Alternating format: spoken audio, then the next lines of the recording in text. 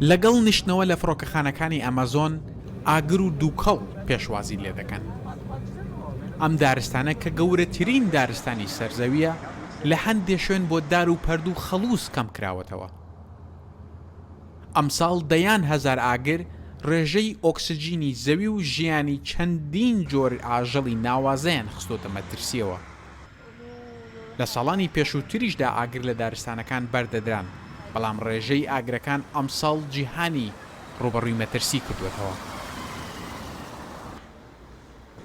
O fogo, ele é infelizmente, algo que foi por muito tempo cultural no Brasil. ئاگر هەردەمێ بووە بەشێک ji çanda Brazîliyan lê niha bûye pirsgirêka jîngehê. Pirsgirêkeke ku niha ji destê wê dinalin. Beriya her tiştî jî pîsbûna hewaya bajaran. Siyaseta li Brazîlê rast bandorê li qeyranan jî dike. Bi taybetî jî axaftinan di derbarê jîngehê de nakin û vê yekê bi xelkê û welatiyan jî nadin fêmkirin. Do uso desse fogo no meio ambiente. ئاگرەکان لەلایەن جوتیارەکانەوە دروست دەکرێن تا زەوی دارستانەکە بۆ کشت و کاڵ پاک بکەنەوە. لەگەڵ هاتنە سەر دەسەڵاتی سەرۆک بۆڵسەنارۆ دەستی جوتیارەکانیش بۆ گرتێبەردانی دارستانەکە واڵا بووە. هەرچەندە حکوومەتی بەرازیل هەوڵی کۆنتڕۆڵکردنی ئاگرەکان دەدات، بەڵام شرۆڤەکاران پێیان وایە دەست بۆ ڕەگوڕیشەی کێشەکان نابات. Existia tratamento preventivo, ou seja, ou o governo subsidiava. چارەسەرش بوو کریزی ئەوە کۆ حکوومەتیان ژی ئالیکاریان ji بۆ دابینکردنا زەویان پێشکەشی جوتیاران بکە. یان ژی ئەوە ئەف ئاگربەردانە وێ دارستانê weke tawan bêhejmarkirin.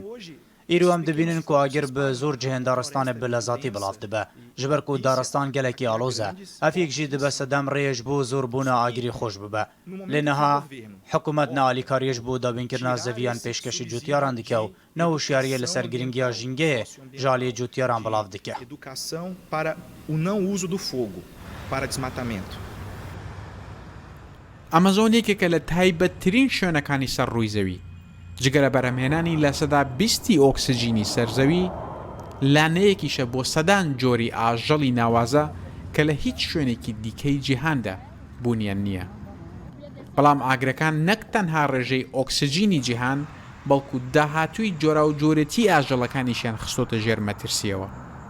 تەنها چەند ڕۆژێک بەر لە ئێستا ئێرە بەشێک بوو لە دارستانەکانی ئەمەزۆن و دارەشچین و چڕوپڕەکانی لانەیەکیان بۆ سەدان ئاژەڵ پێکهێنا بوو، هەروەها بەشێک بوون لەو کارگەیەی کە لە سەدا 20 ئۆکسجینی جیهان دروست دەکەن. بەڵام ئێستا ئەوەی کە لێرە ماوەتەوە جگە لە خەڵوزی دارەکان کەلاکی سوتاوی ئەو ئاژەڵانەیە کە ڕۆژانێک لێرە بە ئازادی دەسوڕانەوە.